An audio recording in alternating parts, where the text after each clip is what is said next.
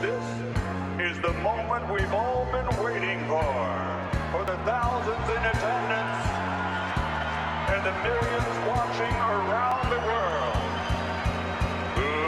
Let's get ready to rumble!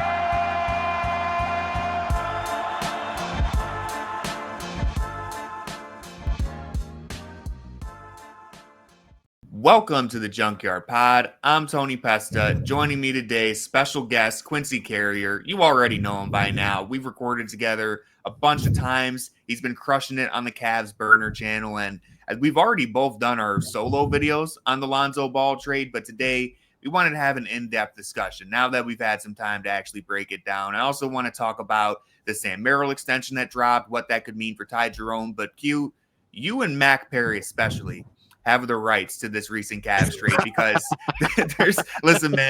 there's some people that just abuse that trade machine and they spam all sorts of crazy ideas. Then there's other people who wield it with responsibility. They only cook up the ethical ideas. And when those ideas actually become real trades, you get to take a big victory lap. So you've been pushing the Lonzo thing for a while. I want to know, why did you think he was a good fit to begin with? I get yelled at on Twitter too all the time because I'm like, hey guys, like it's not realistic for us to make some of these moves that y'all suggested. And people are like, how do we know what's realistic? I'm like, we have a general idea of who wants to be here and who doesn't, right? But yeah, the Lonzo Ball thing, like I remember mentioning this like while he was dealing with that ACL injury. I was like, man, there's a perfect player who could be on this roster, and it would be Lonzo Ball if he's healthy. Just because look at what he adds to the team, right? He's 6'6". He's a really good facilitator. It's kind of like that Ricky Rubio role, but instead this is a guy who's 6'6" and can like switch and defend, right? Yeah. Really well. Occasional three-point shooter, kind of like Ricky, right? I don't know what it's been like. I know in New Orleans, he was like a rock-solid three-point shooter. I don't know what it's been after the knee injury, right? Because that can severely affect somebody's jumper. Yeah.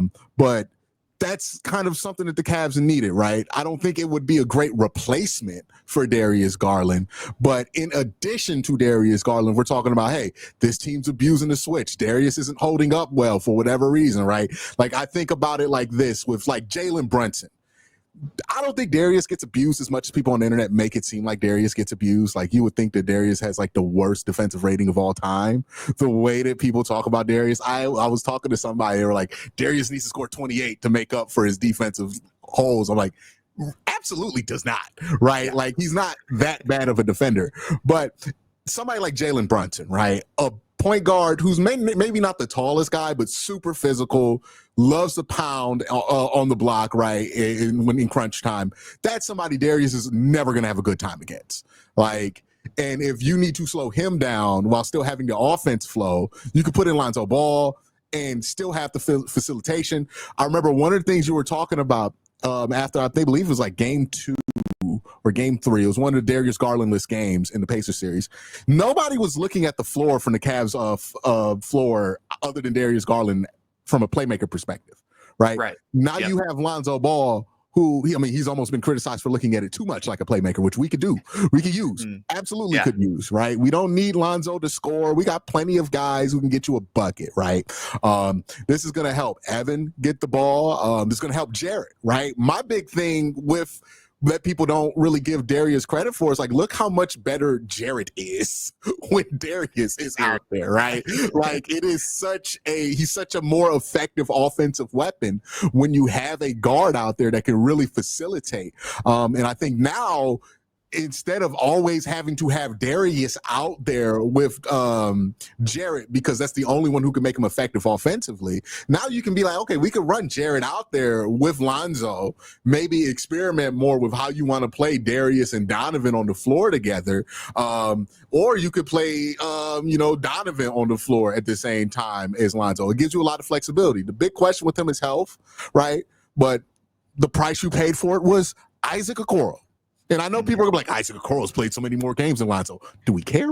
Like I'm gonna be honest. Like we care in the regular season, but I think we both made this point in our videos. Yeah, it's gonna help in the regular season to have a guy who can eat innings for 82 games. And I'm someone who's relatively higher on Okoro. I've come down quite a bit in the last year or so, but playoffs, and we can preface this at the top. You've already mentioned it. Hopefully we won't have to repeat it too much because we all understand all of this depends on Lonzo's health, right? That's the caution that comes with everything. But as long as he's healthy for when the playoffs start, he's a guy who could actually raise that ceiling, right? He's an elite point of attack defender. So he's already checking, with all due respect, really the only box that Okoro gave you, right? Lonzo's already checking that. But on top of that, he's a rebounding machine for his position. He's providing like 4 extra inches of length, right? Oh, yeah. Yeah, he's got I think he has a 6'9" wingspan, maybe even longer than that. Like if he gets switched on to Jason Tatum, we're not panicking, right? Yeah. And quiet as kept, he's better at that sort of thing than like DeAndre Hunter is, where I think DeAndre is more of a tweener between the 3 and 4 than somebody who can really go up there and guard guards, right? Because he's a pretty stiff athlete for as athletic as he is. He don't look like he do yoga, right? Like he just be out there stiff sometimes. I think that affects his rebounding legitimately. It's another one of my fringe takes that might end up being true. It might make sense because DeAndre is very stiff when you think about it. Like he's very upright. Lonzo gets into that defensive stance. He's got the lateral quickness. He's doing his slide. So, like, he can guard the perimeter. You can feel pretty comfortable with him against the wing as well. Like I said, we talk about the Cavs needing extra rebounding from their backcourt. That's one thing that we've been begging Isaac Okoro to do because on paper he should be able to do some of that dirty work. Lonzo already does that, right? Like, he's a guy who can grab rebounds no problem, especially at his position. We already mentioned it. Genius level playmaker, like an actual basketball genius. He can dribble the ball. He can create plays for others. He's a great outlet passer, which I think is, something that could be fun to see. When you think about it, there's no one on this roster other than maybe like Donovan Mitchell when he throws those one-handed like bullet passes. No one really throws the outlet pass. Like Evan Mobley, Jarrett Allen, they're not really. I know Kevin Love was special and maybe we're spoiled as Cavs fans, but Lonzo's a guy who's going to grab the rebound and get the break started. And I think that's an underrated thing. And he's a play starter, right? He's a play starter in a way that Isaac Okoro, I'll talk more about Okoro later on, but he was just never that guy. You could run through the motions with Okoro. Sure, he could functionally bring the ball up. He could run a dribble handoff or something, but he's not initiating something. He's not really reading the floor, creating advantages. Lonzo Ball can orchestrate an offense. He can run an offense and get people involved. And that's going to matter because we just saw it in the playoffs how important it is to have that versatility in your lineups, to have multiple ball handlers and guys who can create for you in the playoffs. Because as we mentioned it during that Indiana series, it did get to a point, especially because Darius Garland wasn't out there, nobody was really looking to set other people up, right? It was Donovan Mitchell understandably trying to get his own. It was Ty Jerome getting his own. Nobody was setting up the bigs. We've talked a lot about this. I don't want to go too deep into Evan Mobley stuff, but like Mobley, he should have demanded the ball, but also someone's got to get him the ball. It goes both ways. And I think what this helps is like for everybody who thinks like the Cavs only played hero ball, right? Like this helps you avoid getting into those hero ball situations because a lot of the reason you play hero ball is because you can't get the offense going, right? Like you can't get the play started, double screen's not working, like whatever's happening, you just can't get into your stuff offensively. Lonzo helps you there. And I think the underrated people this is going to help, or I think it's underrated who it's going to help, right? Because I think everybody looks at this goes, Evan Mobley, right? And I could see it, but I think Lonzo would actually be better for like Donovan and Jarrett because one, it takes that playmaking responsibility completely off his hands if he's out there at the same time. And Jarrett and Donovan, I think both have pretty good instincts for like running the floor to get an outlet. Like I think Donovan, he used to do this a lot with Kevin Love, and Jarrett used to do this a lot with Kevin Love. So like Evan's going to want the ball, right? If he's near the rebound, he's going to want to bring it up. He's never been like let me just go sprint down there kind of guy. But I think those guys would probably benefit a lot from Lonzo being there. I'm interested to see what Kenny wants, who he wants to run him with initially, and then who they end up running him with by the end of the year. It is, and we're going to probably transition to this, a bit of a replacement for Ty Jerome, right? But you're sacrificing some scoring for the facilitation, for defense, right? And that's something that the Cavs got to be cognitive of because it's not like the offense was amazing last year, right? That we could just cut it off, right? This is my whole argument against trading Darius Garland. We're talking about trading 21 points off the starting lineup for a starting lineup that did not do well offensively in the playoffs, right? Like that definitely you want to add to. And Lonzo's not going to be he's not going to get his own shot in the same way that maybe that Ty Jerome was capable of getting his own shot. He's not incapable of doing it, especially if he looks more like he did when he was with the Pelicans, right? But it's not something that you really want him to do a ton, given his injury history as well. So, yeah, this all is a bet on Lonzo's health, right? But this is the kind of move, and like I say this, none of these moves the Cavs are going to make this offseason more than likely are going to be the thing that puts them over the top. The thing that's going to put them over the top is number 4, right? Like, how much of a superstar is number 4 this season? That's going to put the Cavs over the top, regardless of any little move they make here or there. But these are the small moves where we're like, oh, yeah, Indiana can't just press us, right? And Indiana can't just easily do these things. It's not as easy to game plan against the Cavs because we don't have just one point guard on the roster now, right? And that one point guard is undersized. Now you have things to supplement it. We talked a lot in Cleveland and in this media market about the flaws that our players have, but we don't focus enough on why team building is important, because every team's best player has flaws. You build a team around a guy to be able to get around those flaws, right? For as much as Darius isn't going to be an elite defender, Darius is not the biggest guy. That's why you want somebody in the guard rotation who can do what Darius does, maybe not score as much as he does, but facilitate to be able to keep the offense going. That's a bigger size to supplement for what Darius does out there. It's why you want DeAndre Hunter, right? Because if it's just one guy who's undersized there, you're not going to pick and roll that to the fucking NBA Finals. Like, this is not going to happen. It's never happened before. And this is a good team building move of like, hey, who can we add to the roster in addition to what we have?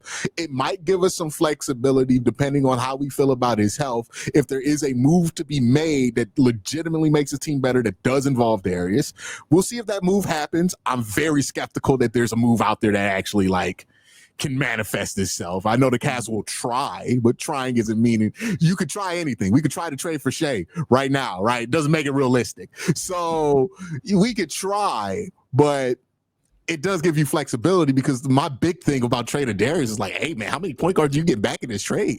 Like, because who's gonna run point if we trade Darius, right? Yeah. Like, that was my big thing. And then you're hearing some abysmal names. We're hearing like, oh, we're gonna do something with a 49th pick. It's like, this is is making the team actively worse. And the Cavs are in a delicate place here, right? And I think a lot of people, especially like former NBA players, hit this note all the time.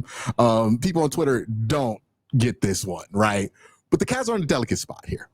Right now, you can make a very clear and strong argument that they are the favorite to come out the East right now. Yeah, right now, as they stand. They cannot change anything, and it wouldn't surprise that many people if the Cavs came out the East next year. It would actually disappoint some people, right? Like, that's it's too predictable. Yeah. Like, if the Cavs don't if the Cavs don't get to the finals and everything looks like how it is, Detroit doesn't make a crazy move or something like that, then people are going to be upset if the Cavs don't make the finals next year. I think that's a fair expectation too. So how many moves do you really want to make when you're projected to get over the hump of what you have? Right? Yeah. Like, do you really got to make it? Like, this is not, okay, we're projected to be in the Eastern Conference Finals and, this Boston team we perceive as unbeatable is right there. Or it's LeBron, right, in the LeBron era, and you got to get past them. This is not that kind of situation. The Cavs don't have a hump to get over as much as they have to clear an obstacle, right? They have to get over something that's in front of them. It's an internal thing. Yeah. Right. It's more or less, they just got to do it, right? It's not, there's nothing external stopping them from doing it. They're more than capable with this roster of getting to the NBA Finals. I would argue if they finished that Game 2 game against the Heat, they might have been in the Finals this year, right? Like, it's that Pacers. Close. Yeah. Oh, wait, are you saying you said against the Heat? So when Darius got hurt, yes. Yeah, and you're probably up to if Darius is healthy, who knows what happens there, right? Yeah, like, I think Darius being healthy changes a lot there, right?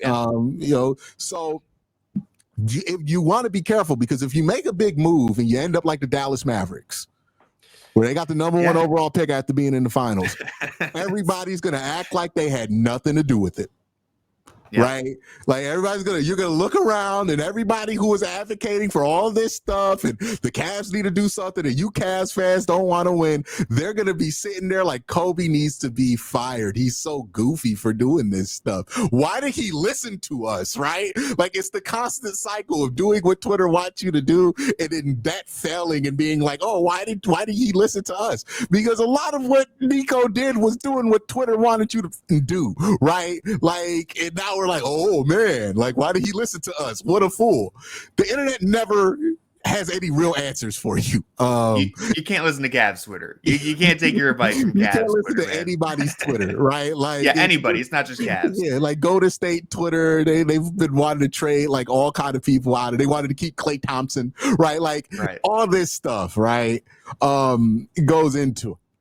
But this is why it's like the Cavs really don't have an incentive right now to make a giant move and shift things, because people are like, they need to make a move to capitalize on this window. Yeah, but that probably means let's see how good we can get around this core instead of let's shake up the entire core because we're not sure if we can get through. Unless like something happened behind the scenes that really rattled the confidence in this group for Kobe Altman. Like that's always a possibility. It might be like a Suns thing where like something happened and you're like, oh, this group can't do it. Like that might be the case. It doesn't seem like that's the case. It seems like they're going the route of, okay, we found some things out about this roster. We were still a year early to these expectations. In year two of Kenny Atkinson, in this offense, we expect to be better, and let's fine tune it. I think if you fine tune this roster, you could win the finals. Did the Thunder look super like unbeatable to you? Like I think the Cavs could have beat them if they were playing the basketball that they played the bulk of the year. And that's going to be the big thing for the Cavs to do, because they can look amazing in the regular season. They can be well built. They were well built last year. What's going to happen in the playoffs? Are we going to be talking about another 30% 3-point shooting slump in the playoffs? Like what's going on with that is my bigger concern, right? Because if you can't get over that hump, then it don't really matter what you do here, because something is happening every time this team goes into playoffs. And I think that's why so many people are just like, let's get rid of them, because like they think there's some bad juju on them. Yeah. And I get it, right? Like I get the frustration, but I think I'm not a poker player, but I'm going to try to use a metaphor, right? I'd imagine when you get dealt a pretty good hand, you don't feel a huge urge to try and shuffle it. You already have a good hand. You're already holding a good hand. That's kind of where the Cavs are, right? You've already been dealt a hand that could win you the finals. And I know some people might disagree with that, but I think reasonably you could make the case that if they're healthy and things go right, you can win the finals. I don't. Okay, so for my spades players, I'll offer this one. If you have a hand and you looking at a lot of books in that hand, you probably not going to renege that much, right? Like you probably not going, you just going to play what's in front of you. You're not going to take any risk. But if you have a hand and you got like 1 or 2 books in there, you're going to be trying to get away with throwing out a low spade here or there to win a couple of books, right? The Cavs are not in a position where they got to finagle around it, right? Like they don't have to do that. What they have to do is just get what they should get out of the cards that they have. And that's been the problem, is that I think last year, I don't know about I think people kind of lump in the New York series and the series in with this. But I think last year, legitimately, we did not feel like that team even got close to getting what they should have got out that hand, right? Like even if you were going to be eliminated in the second round, we thought 6-7 games was the minimum for this team in the second round. And that to me is like, that's what you got to figure out. And that's where you have to do some soul searching internally. Like, hey, what happened? Like, why are the threes not dropping? Right. And I think you got to do some soul searching about some of the guys who just did not perform in that moment, who had no excuse not to, right? Like the Dean Wades of the world, right? That you kind of leaned on. Sam Merrill was in and out of that series, if I remember correctly, right? Like he played game 6, I believe, which I have a Sam Merrill take that I want to drop later on. Mm-hmm. But yeah, I think Lonzo, getting him here, it makes the team to the point that you're making make more sense. Yeah. And like to this point, kind of wrapping that all together, nobody in the NBA, really in sports, the championship team doesn't look ready until they do it. You know what I mean? Like very few teams look ready. In Oklahoma City. Oh, it paused.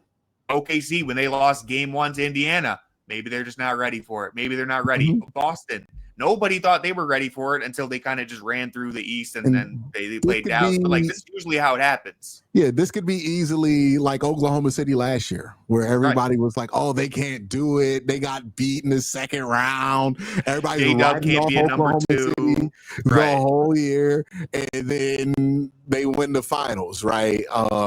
And people can argue whether Tyrese was healthy, if they would have won. Yeah. I say this with any finals that goes to 6 or 7 games, there's always one thing you can always blame it on, right? If you lose it, because that's how tight the margin is. It is legitimately that, this one thing could have changed it, but it didn't happen, right? If Kyrie doesn't make the shot against Golden State, we probably lose the game.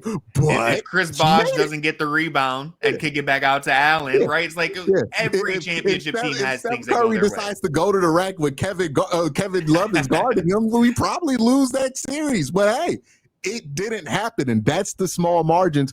And like that's the thing I think the Cavs learned last year is just how small these freaking margins are. You can be a great team.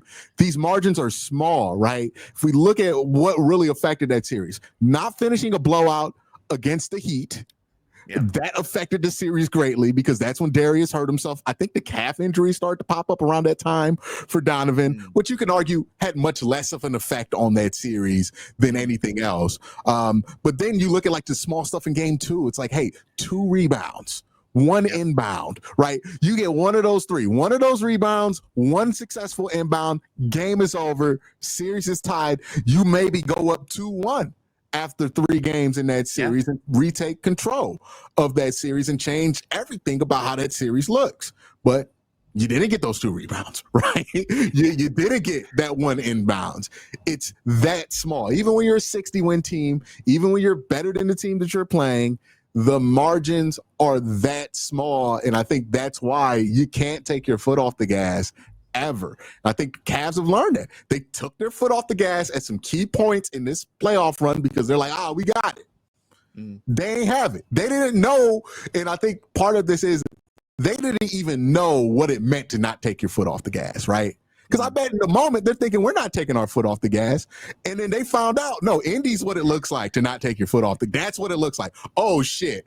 Okay. We need to turn around and actually like block these dudes on these inbounds. Like we need to do literally everything to win this game. Or else it's not going to happen.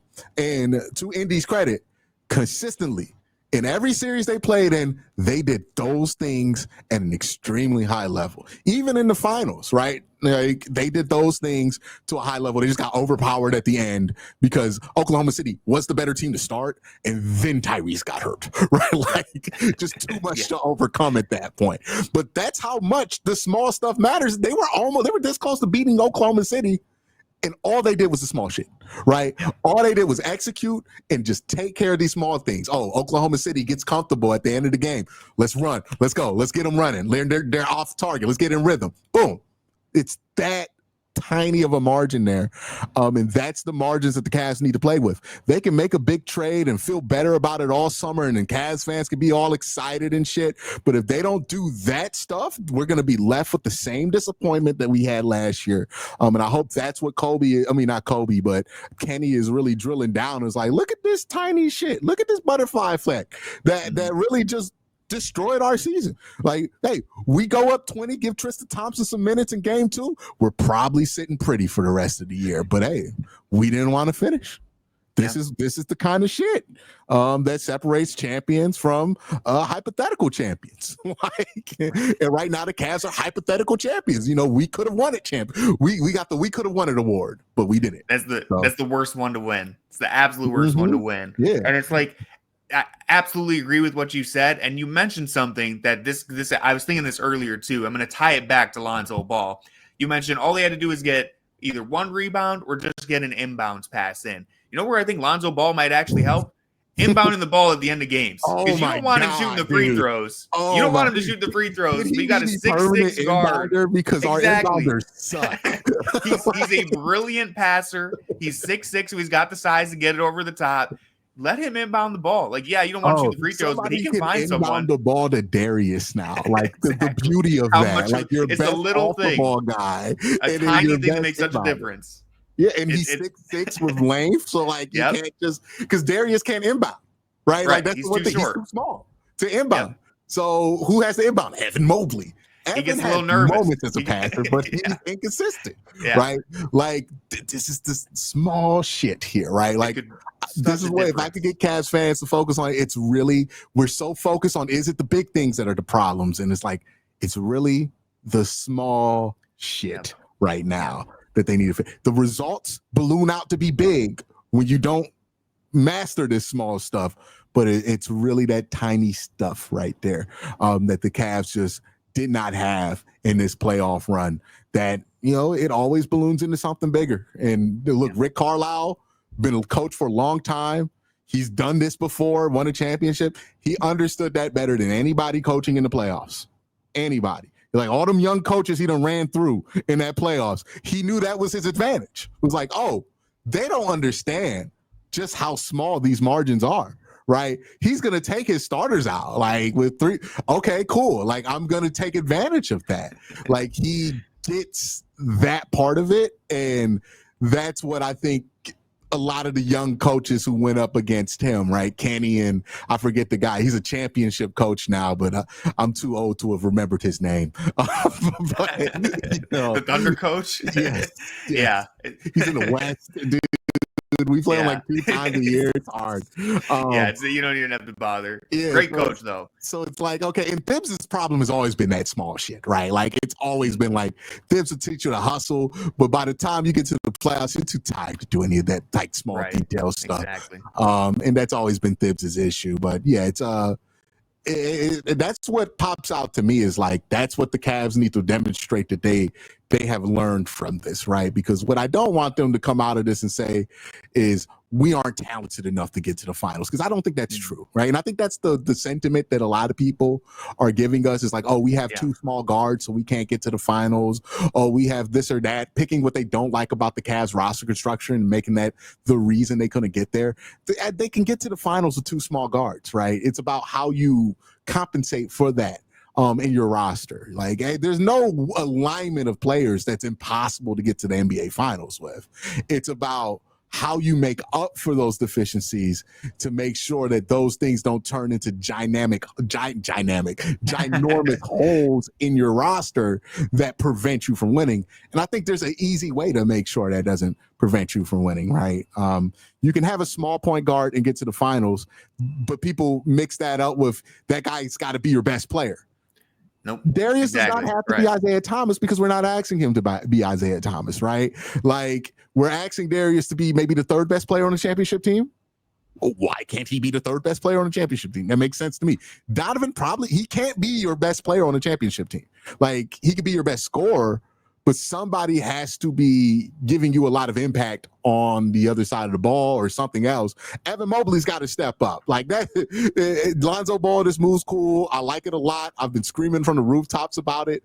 And I've done my victory lap on the Lonzo thing because I did this shit when it wasn't popular at all, right? Like, I yelled at for it. By the way, my Ben Simmons thing is looking a lot better. I was going to ask you about this. Well, I have a question for you, though. Do you still want Ben Simmons on the Cavs? Because I don't know if the training staff can handle Ben Simmons and Lonzo Ball. Like they got to unionize or get a raise or something if they're dealing with both of those guys. They got to get some more hires, but luckily the second apron does not prevent you from doing that, right? That's true. Look, Tony, we got to find ways to get better that don't include the salary cap. Why not improve? We're in the city of Cleveland. What are the medical capitals of the world, right? Like, Cleveland Clinic's gonna be working overtime. Yeah, just build a whole new wing out there in Independence. Fuck it. Like, get the new updates, everything, all the pools you need, all the hydrotherapy, whatever they're doing nowadays, cryo stuff out there, and get to work. Because look, man, like the way this roster is built, we gonna need a top-notch medical staff to be able to get through what we're trying to get through. So, might as well invest in it. Speaking of injury, it look like, okay, no, we good. All right, cool. Jeez. By the way, I had to pull this up because you mentioned this. This is a great point. You said, Darius Garland, sure, he's an undersized point guard, but he doesn't have to be your best player. You can make it to the finals without with an undersized point guard. Mario Chalmers, 6'2". Dude, He Norris was 6'2". Norris Cole also. It says 6'2". I've met Norris Cole. He's like 5'11". He's like 5'11". There's no way he's Flat top 6'2". gets him the extra 3 inches back in the day, right? Like, I know LeBron James was on that roster, and it's a little bit different, but like you can find Jason small Terry, point guards right? On the Mavs, the team that beat them. Yeah, it's like if they're your best player, it's really difficult. If Rajon they're your third Rondo best player, was undersized and couldn't shoot, right? Like just as much of a deficiency, different era, but still, right? Yeah. Like go ahead. Well, it's like there's so many we could look at Marcus Smart was on one of those finals teams for the Boston Celtics. You could look at Jrue Holiday. Like how there's tall a was lot Derek of Fisher? Yeah. I don't know how tall Derek Fisher was, but saying the existence of a small point guard means you can't get to the 6'1", finals. right? Is asinine to me because so many teams have been able to do it. It's not about if your point guard is small. It's about how do you make sure that doesn't become a huge problem, because it doesn't have to be a huge problem. Now, if you're smart, if your point guards are small and your guards are small and your wings are small, that's the issue. Like the Cavs had a couple of years ago. Okay, that's a huge issue. But they brought in wings, they brought in length, they got a backup point guard that's long. I'm not overly concerned about that because what we're talking about 35 minutes of Darius being on the floor, maybe 20 or 15 of those minutes, he's there without somebody with legitimate size next to him, right? Like the guy we're talking about not having legitimate size is Donovan Mitchell, who plays much bigger than he is. Problems? Like, I don't think he does. No, he plays so much bigger. Yeah, it's like Donovan Mitchell is only a small guard when it's convenient to call him a small guard, but then you watch him play and it's like, this guy's not a small guard. Yeah. I mean, it's having the two, quote, small guards, it is a problem, but that's why the Cavs have tried to make up for it, right? And so I have a few notes on Lonzo Ball that I wanted to hit real quick, and then we'll finish off with the Ty Jerome thing. But I would say the biggest on-court issue, and you mentioned this already, but the biggest on-court issue for Lonzo Ball, like without counting injuries, even before he got injured, was the scoring, was the efficiency. So I had to pull up some of the stats here. He has never placed higher in a season. He's never placed higher than the 54th percentile at the rim. He was in the 11th percentile last year, which means 89% of the league is better at finishing than Lonzo Ball. So he's not a good finisher. He doesn't have a mid-range game. He's not much of a three-point shooter, but I do have an important note about the three-point shot. And this is another thing that we already kind of mentioned, but I want to drive this point home. Lonzo Ball as an Okoro replacement, let's go. Cool. If you're counting on Lonzo Ball to replace Ty Jerome, I'm already not sure if I think that's possible. If you think Lonzo Ball's a Darius Garland replacement, you're out of your mind, okay? Because I think Lonzo Ball is a better three-point shooter than Okoro, but there's a huge gap between what Lonzo Ball can give you offensively and what Darius Garland can. And so bringing this back to the Okoro thing, because this is where I think there's a win for the Cavs. You just made me remember the Mike Korzemba video of when Lonzo Ball came out where he was like Steph Curry with a 40-inch vertical. There was a time where people thought that was going to happen. Now we're talking about, is he an effectively better three-point shooter than Okoro, which he actually is. I've seen Cavs Twitter kind of argue about this a little bit, because if you look at it, they shoot about the same three-point percentage, but there's some notable things here that make a difference, right? So I mentioned this in my video, but Lonzo Ball, he has hit twice as many three-pointers in his career as Okoro, despite playing 50 fewer games. And a dumb stat that I found that I just thought was like, this is really irrelevant, but I just thought it was interesting. Isaac Okoro's been in the league for 5 full seasons, and he's played a lot, right? He's a durable guy. So he's played 5 full seasons. He still hasn't hit as many three-pointers as Anthony Edwards made last season alone. He's hit 319. Anthony Edwards hit 320 last year. And I know that's a weird stat, but it's just like the volume has never been there for Okoro. As much as his efficiency has improved, that volume is just not there. And Lonzo, he's still not like a super high volume guy, but he's taking basically twice as many threes a game as Okoro while shooting about the same percentage. And he doesn't, like, let's be honest about Okoro. That 37%, that's catch and shoot from the corner. Basically, that's all he does. Lonzo, he can do it off the dribble. He can shoot from above the break. Now, he's not no one would say he's a great three-point shooter. You might even be stretching it if you say he's a good three-point shooter, but he can hit them. He can hit three-point shots from across the perimeter at about 35 to 37%. For a backup point guard, that's not bad. And it's effectively more valuable than what Okoro can give you, which is basically just hide in the corner, shoot 2 threes a game. If you hit the first one, you get to stay on the floor. If you miss it, sorry, buddy, you can't play today. Like Lonzo has other things that can keep him in the game too, but he's also a better three-point shooter. Well, and also it's like, hey, when Isaac gets that shot and decides he doesn't want it, he has one other option, which is run straight at the rim. And see if he can make anything happen that way. And Lonzo has other options where he can be like, I could try to get the open layup, but I can just pick it out, dump it off to the big man. Right. Like he can play off the catch. Or has to stop with Lonzo, which I think is the important thing, right? Where with Isaac, the ball definitely had to stop at times, right? Because he was not the most capable playmaker. I mean, there was like a meme for a while of like, oh, look where this guy is, and Isaac didn't see him, right? Like it's just it's tough, right? Isaac's skill set might be useful to Chicago. And look, Lonzo's gonna have to adjust and play like a different way here in Cleveland, but we're a contender, so like he can be pretty easily motivated to do that at this point of his career too. And Kenny's been pretty good with that kind of stuff, and the Cavs as an organization have been pretty good with that stuff. But yeah, I like the Lonzo Ball signing. I said on Twitter, I've been low on Okoro and like pounding the drum for Lonzo to Cleveland for like the last 2 years.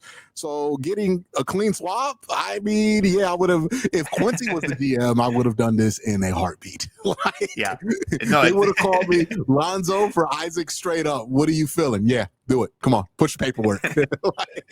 I'm refreshing my inbox to make sure that shit got pushed through. You didn't get cold feet because what?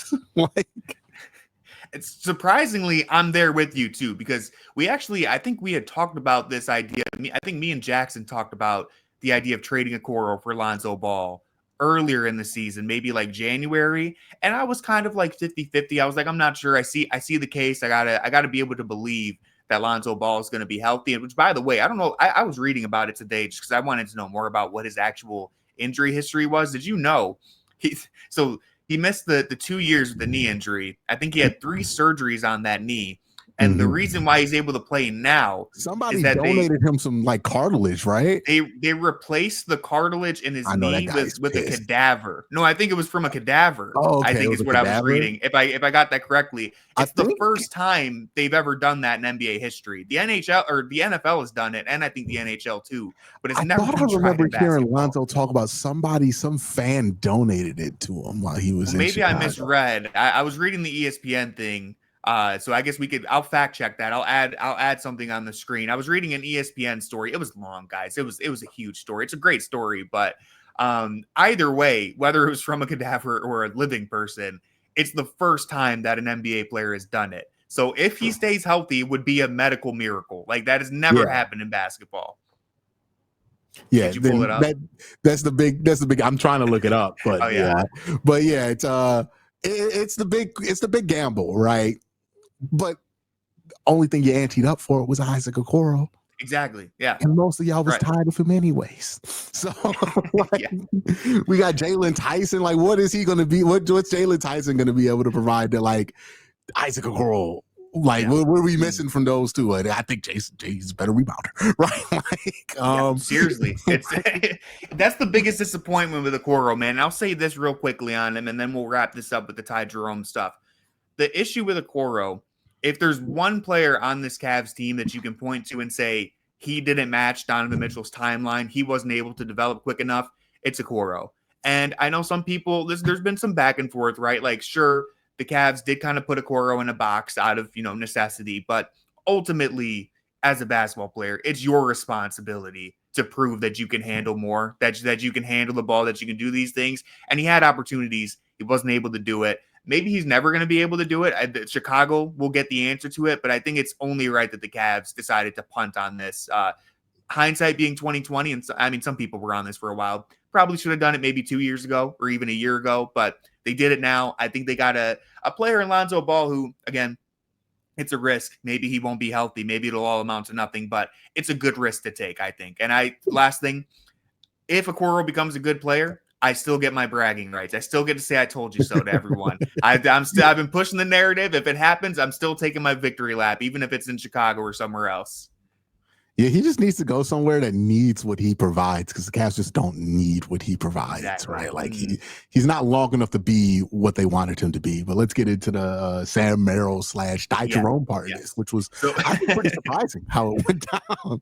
Yeah, I mean they clearly for a minute there, it's like we had the Lonzo news, and then it feel like an hour later we had the Merrill extension too, and no one was really sure how this would go down.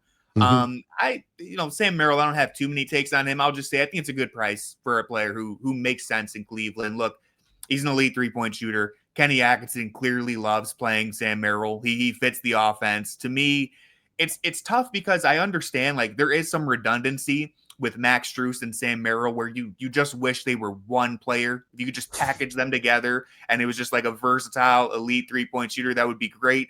But you don't have that. So having two parts of the puzzle, it's better than having one or having none of it. So $9 million for a player like Merrill, I think it's worth the price. I think he's a little bit better on defense than he gets credit for. And above all else, he hasn't been very good in the playoffs. He hasn't been great by any means, but he did deliver in a game 7 against Orlando, which I think when you're looking at a Cavs team that everyone wonders, like, are any of these guys ready for the playoffs?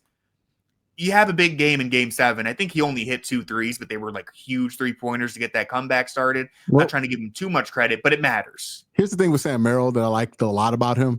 He's willing to pull the trigger, right? Nothing will piss me off more than a shooter who doesn't want to pull the trigger. And there were 2 people in this Cavs run who were egregiously unwilling to pull the trigger. Isaac Okoro, Dean Wade, right? Yep. And I don't think it's a surprise that those are the 2 most, well, Isaac's already been moved and Dean Wade probably next to be moved.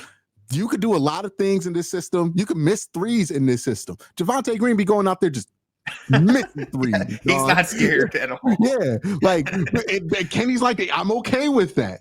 Just you got to do it. It's basketball, right? You got to shoot it, right? Yeah. It's like if you're open, you got to take it. Rise up and take the shot, and that's what Sam does. Sometimes it gets crazy because Sam will pull the trigger fast. Like he has such a quick pull on that trigger. And I think he had a bit of a down year last year, quiet as kept, compared to like what he was like a couple years ago. But yeah, I think that price is fine for Sam. It's a bit of a gamble, right? You're hoping that he stables out a little bit more than he was last year. I think the defense is fine there. Like, I'm gonna be honest with you. I didn't really see much of a difference between Sam Merrill and Isaac Okoro defensively. Yeah, I mean, he fights hard. That's the important thing on defense. You can make up for a lot if you just play hard. Like, he is truly scrappy, which I don't think you could say. He doesn't foul as much as Okoro does. Like, so I think he was fine defensively, right? Like, I think the one player we're going to kind of miss defensively if we move him is Dean Wade. But, man, he's just so unplayable in the playoffs.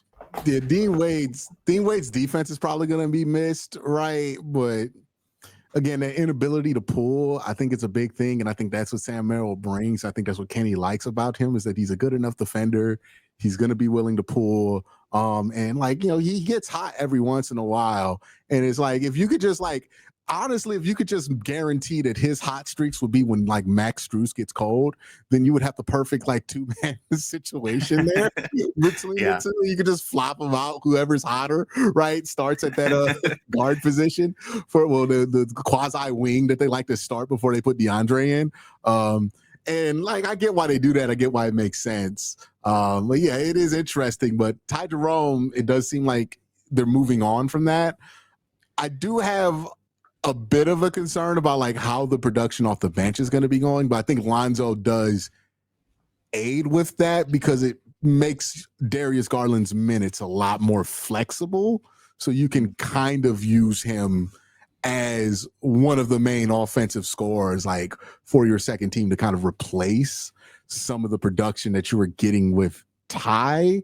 But I don't know. I think that's going to be a big challenge for this bench unit. It's like, how are they going to get buckets without Ty in there, you know, kind of trying to get a bucket? And to Isaac's credit, there were times where Isaac would just say, hey, I'm just going to try to get a bucket at the rim, right? And like, that's not an instinct that I think they have right now in that second unit, which probably needs to be having. Maybe it's Jalen Tyson I think that's putting a lot on him. Like, hey man, I'll say it. If they let Ty Jerome walk, I'm gonna be pretty nervous about the bench. Not even a little bit. I'm gonna be pretty concerned. All right, because especially like here's the thing: if Ty Jerome goes to another team because they just give him a bag and the Cavs can't afford it, which doesn't sound like it's gonna happen, but if that happened, all right, it's out of your control. If you let Ty Jerome walk for a price that you could have matched, I think that's a big failure. All right. He was so important to this bench last year. And I think because of how poorly he played, really he actually played good in the closeout game or the game that we lost the series to in Indiana, game 5. He was actually good in it. He just didn't. He was just so frustrated until the end. Yeah. Like, I think so I get why people are kind of frustrated. Like you said, I get it, but you can't forget how important he was to this team throughout the whole year. He is vital to that bench. And I understand, I could be wrong on this. I believe the Cavs, if they signed Ty Jerome to the $14 million, they would pay something like $80 million in tax penalties. That's pretty steep. I can't lie. I get it. That's a lot to ask Dan to pay. It's a lot of money.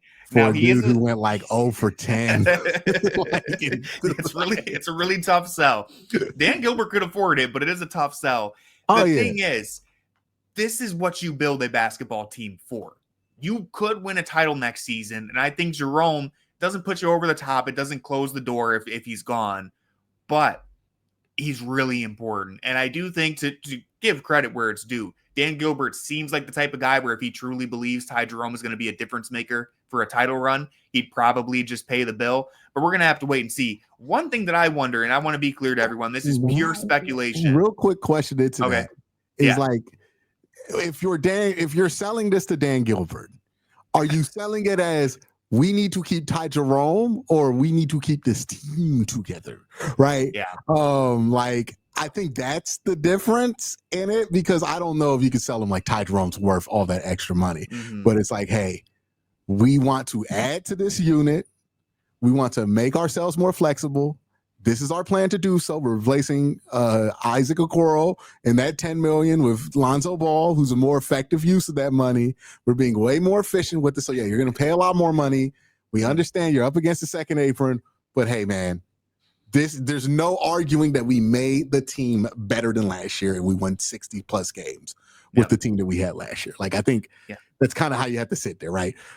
As long as you're not losing a major piece, you can make that argument. And I think Dan would listen, and I think that's how you sell it, or you get a big move and that re-energizes Dan. But I think those two are the way there. And I think Dan has a fair bit of sentimental value with this team as well, because he is somebody who's known to get attached to his rosters a bit, right? Like that's been the thing with Dan.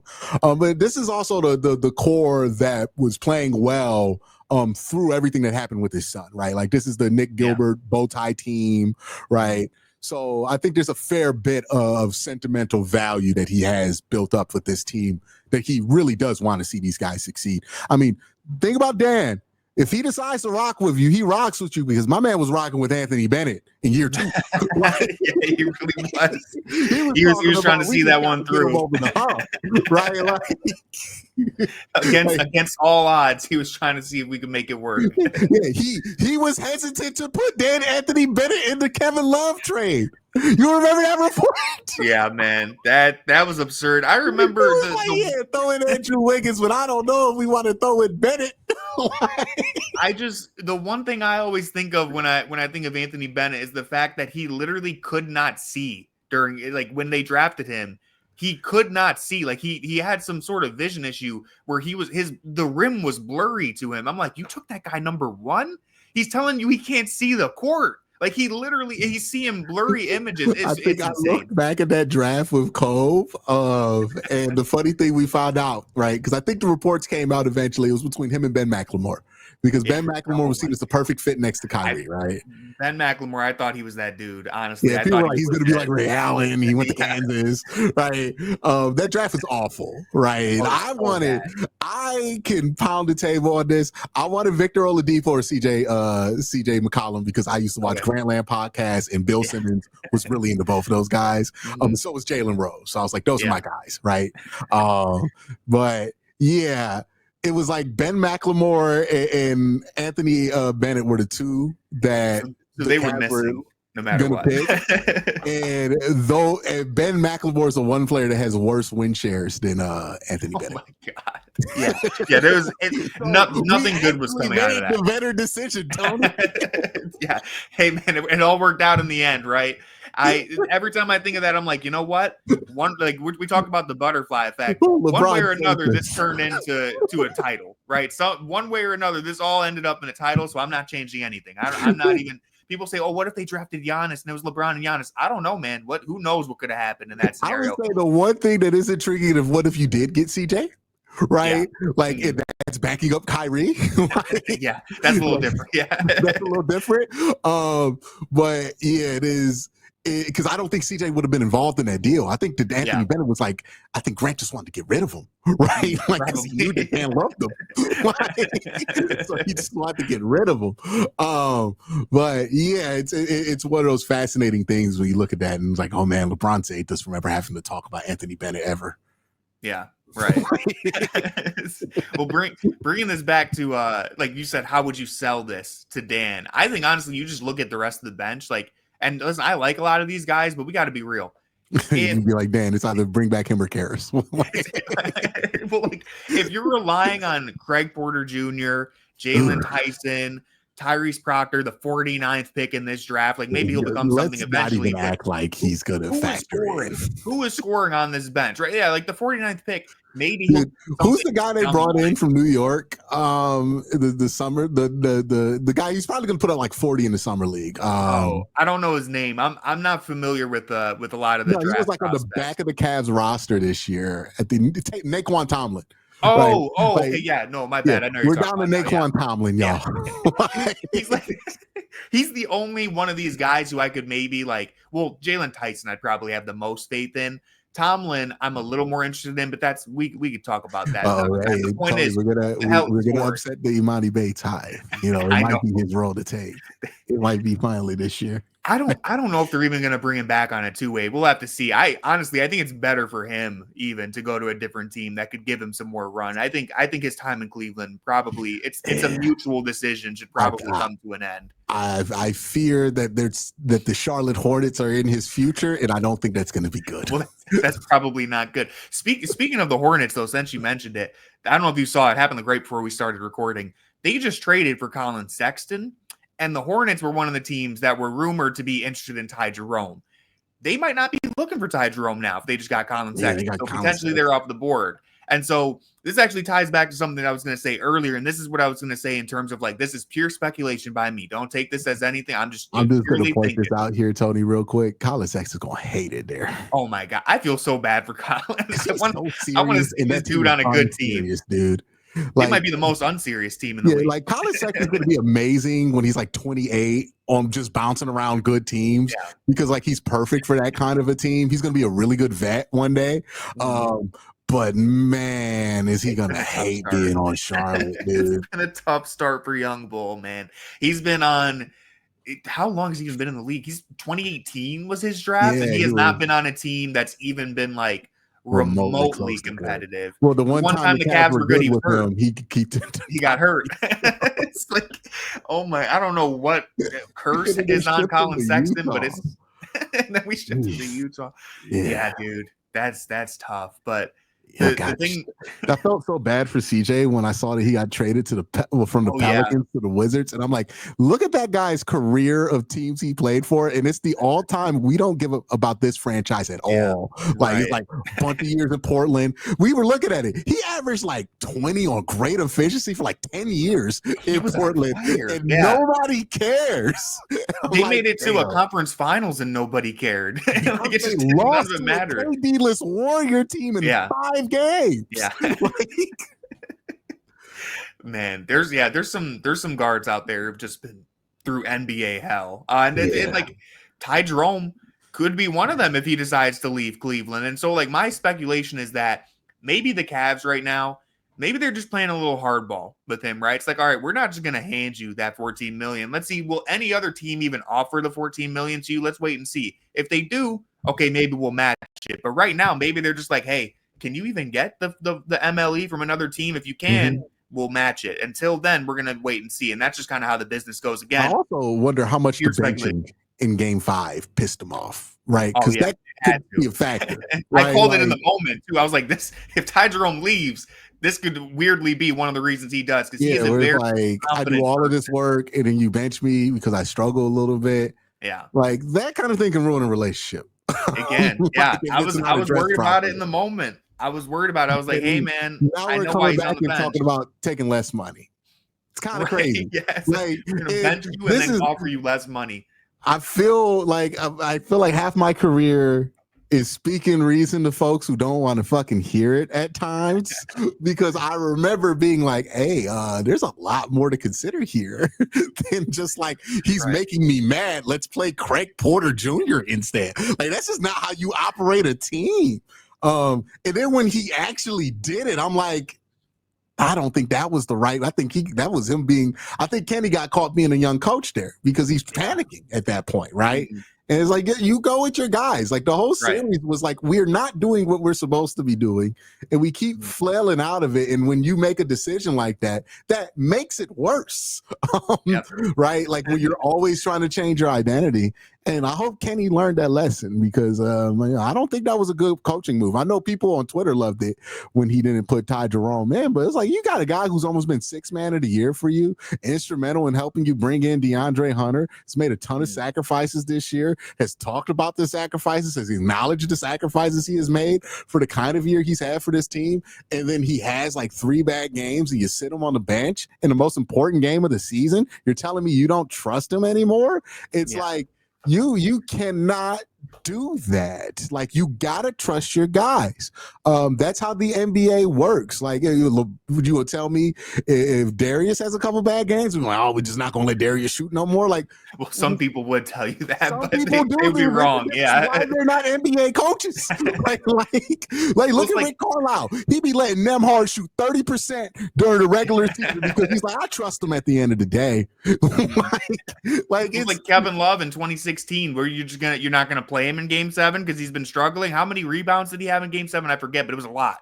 He was a lot, and he had the biggest stop of the series.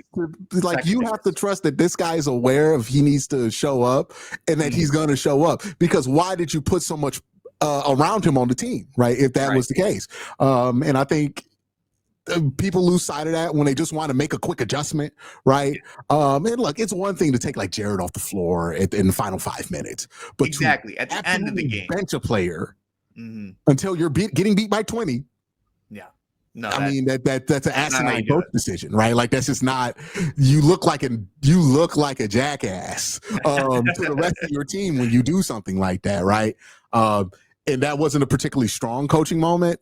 And I do wonder. I'm like, hey, how much of this is the Cavs don't want to bring him back, and how much of this is the Cavs aren't getting a good feeling he wants to come back? Yeah, because I think it's probably that.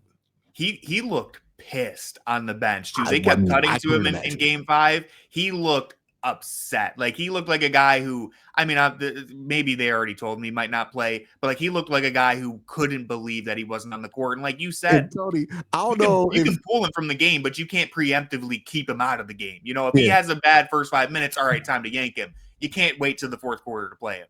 When he saw Jordan, he was like, I can't believe I'm sitting on the bench right now. Like, because I don't know if you've ever been benched, and maybe I'm exposing myself, but I have been benched in situations where I did not feel like it was fair for me to get benched. And I know what goes through my head during those moments. I'm real quiet. I'm thinking about everything. I'm pissed off. And those thoughts don't leave you, man. Like, thoughts like stick with you. And that's why you can't, as good as Kenny was in some of the Zen Master stuff during the year, I thought he completely broke down by that final game, and just like you could just see him just panicking. He's searching for stuff. Now there's a way you can acknowledge that, right? If he goes to Ty and he's like, hey man, I fucked up. Like that was on me. Like I panicked and that shouldn't have happened. There's a good chance that could have been mended, right? And it's not a big issue, but I think it was something that had to be handled, right? Like I think they need to have somebody who can get their own shot, come off this bench, right, and be a part of that rotation, because Lonzo is not that guy. But we'll see what they do, because Ty would make a lot of sense to bring back. Yeah. No, I agree completely. And my internet's starting to give out, so I think we wrap this up here. All right. This was a great episode. Listen, everyone, I'm sure you're already familiar with Quincy at this point, but if you're not, Quincy, tell them where to find you. Find me at youtube.com/KWEN_C. That's where I put my Cavs stuff. If you want to see where I put my Browns coverage, it's Quincy Carrier on YouTube. Make sure you check it out. I try not to there's a lot of yelling and screaming going on in sports talk these days, right? There's always going to be a market for the yelling and screaming because it's kind of cathartic for a lot of people. I don't offer as much yelling and screaming. I try to think about what I say and really give it a lot of thought behind it, and try to provide a different perspective out there, right? A more reasonable, thought out approach to this whole sports talk thing. So if you're a fan of Tony and how he does it, you'll probably like how I do it there. I try to throw in some jokes every once in a while. Sometimes they land, sometimes they don't, but that's the fun. That's the fun, right? That's the fun. Like Sam Merrill, I am going to pull the trigger. You got to do it high volume. They're not all going to hit, but you got to let them fly. Hey, you look, never know. 40% when you shoot 8 a game hit different than 40 when you shoot 4. Like, exactly. That's the difference between $20 million in the NBA. Right there. That's you That's the difference between being Tobias Harris and Steph Curry. Can it scale?